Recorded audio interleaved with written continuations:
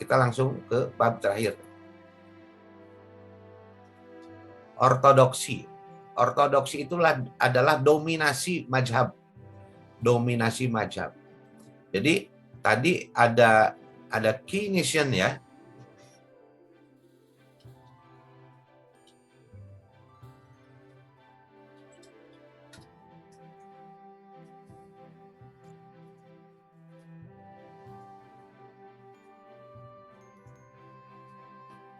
Nah, ini saya putar lagi ke halaman sebelumnya. Ada Keynes, ada Keynesian. Keynesian berarti ekonom yang sangat merifer pada pemikiran Keynes. Ya, paham nggak? Nah, itu ortodoksi. Jadi dia nggak mau berubah. Kalau kata teorinya begitu, ya harus begitu. Ya, kenyataan itu harus sesuai dengan teori. Nah, itu ortodoksi. Nah, kebalikan dari ortodoksi adalah heterodoks.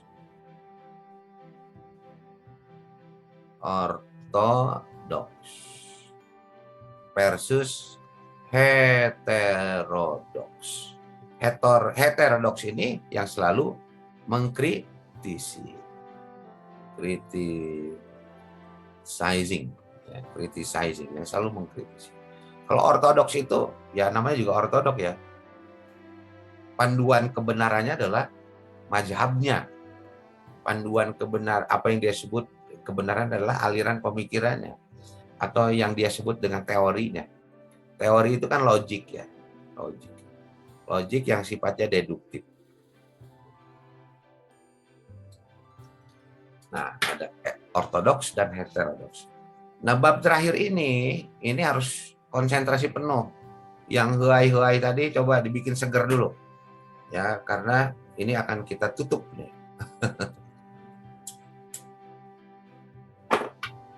Kemana nih larinya sejarah pemikiran ekonomi itu? Larinya ke metodologi.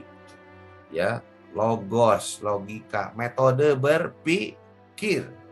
Ke metode berpikir apa ya? Karena kalian mau jadi sarjana ekonomi, metode berpikir thinking like an economist.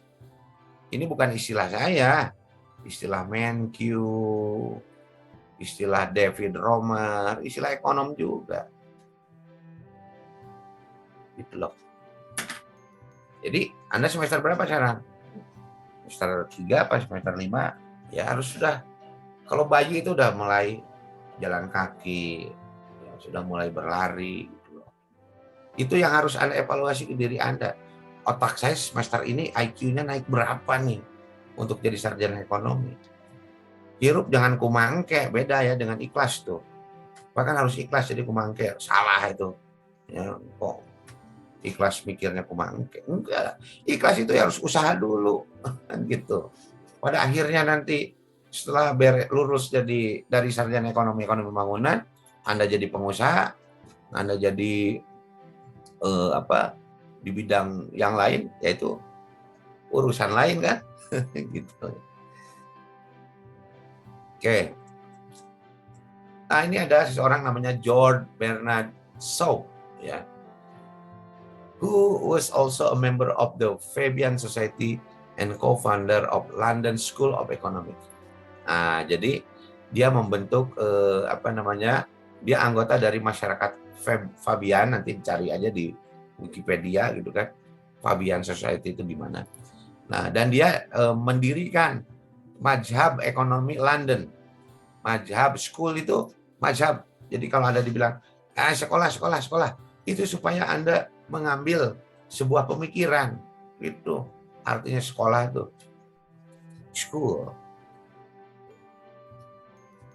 Nah, orthodox dan heterodox economic. The preceding chapter have shown that the view on economic problem have varied over time.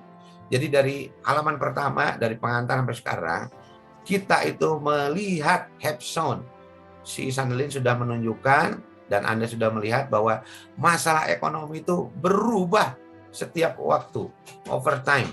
Termasuk tadi tahun 1914 ada perang dunia 1. 1929 ada perang dunia kedua. Gitu. Almost of the time different school have coexisted.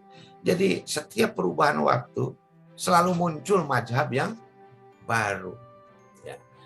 Often with one school dominating. Dan sering terjadi karena ada berbagai aliran pemikiran. Ya, ada salah satu aliran pemikiran ekonomi yang mendominasi. Salah satunya adalah yang kita tadi pelajari, Keynes. Dan sebelum Keynes itu ada Ricardian. Sampai sekarang juga ada Ricardian. Gitu loh. Dominasinya masih kuat. Pak Yuka ada di mana? Nah, unik nih. Kalau saya ditanya begitu, saya ada di mana-mana. Jadi kalau dalam Muslim itu kan ada mazhab Syafi'i, Hambali gitu ya. Maliki gitu. Nah, kalau saya tidak bermazhab. Kenapa? Ya ngapain bermazhab? Economic problem have varied over time. Masalah ekonomi akan berubah terus. Jadi kalau kita ortodoks, ya sorry ya jadi kepala batu gitu. Dan pikirannya tidak fleksibel. Nah itulah posisi Yuka Sundaya dalam different school of economic thoughts. Dosenmu, ya. Nah, other approach, pendekatan yang lain, at variance, yang berubah dengan mazhab yang mendominasi disebut dengan heterodox.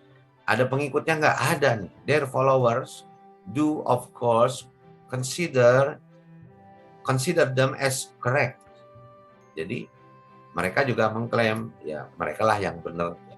We hope that we have been able to show that there is no easy way to say which school is the correct one. Kita ini sulit mengatakan. Jadi Anda sering bertanyakan, Pak, mana yang benarnya, macam mana yang benar? Ya nggak bisa. Karena mereka berkembang pada fasenya masing-masing ya. Kalau kehidupan tahun 1700 kemudian terulang lagi di 2021, ya wayahna kita bisa menggunakan teori tahun 1700-an itu. Karena fenomenanya mirip. Gitu. Nah, the varying opinion on the quantity theory of money, gitu nih contoh.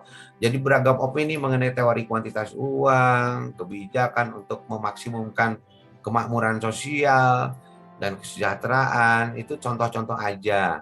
Oleh karena itu kombinasi ya of respect for and criticism different opinion is an advisable attitude for serious economists. Nah ini catatan terakhirnya nih.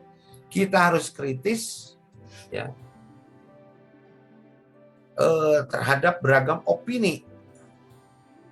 Misalnya di media ya. Covid menyebabkan ekonomi lesu. Nah, itu bentuk opini. Kemudian kita ini mengkritisi. Kritisnya itu di mana?